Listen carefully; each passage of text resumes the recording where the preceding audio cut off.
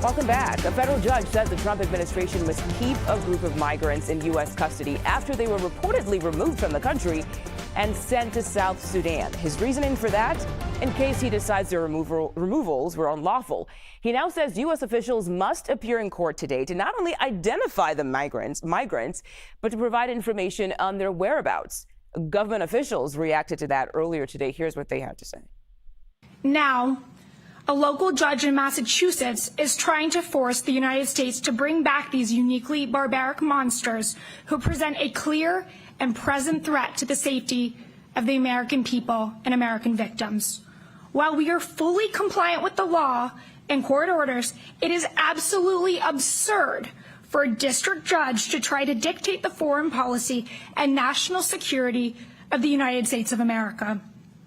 These are the monsters that the district judge is trying to protect. The contrast is brutally stark.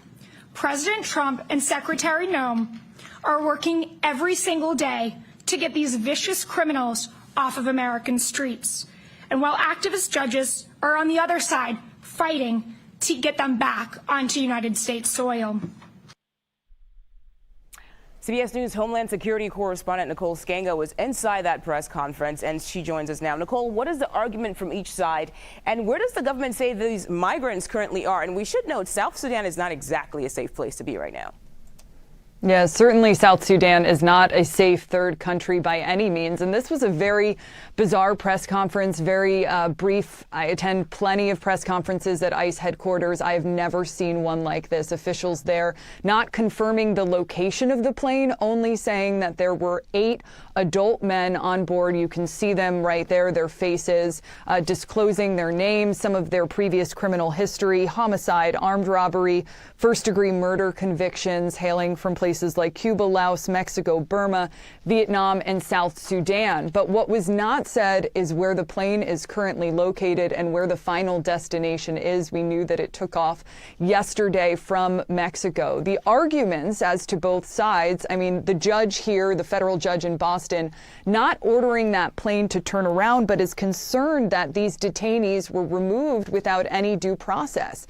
And immigration attorneys for some of these individuals said, you know, this reported deportation flight to South Sudan would directly violate the ruling by the Trump administration that bars the deportation of migrants to third countries without affording them that sort of due rights process. The lawyers said any migrant deporting to South Sudan faces, quote, a strong likelihood of irreparable harm, citing, of course, documentation of widespread violence, human rights violations within South Sudan. Of course, after that country's independence in 2011, there was a bloody civil war that broke out, and currently the U.S. State Department has a Level 4 travel advisory for South Sudan due to crime, kidnapping, and armed conflict.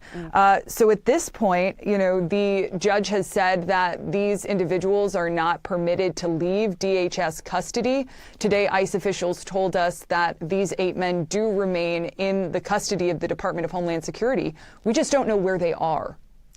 Okay. So, Nicole, what comes next? Are we likely to see the Trump administration fight this?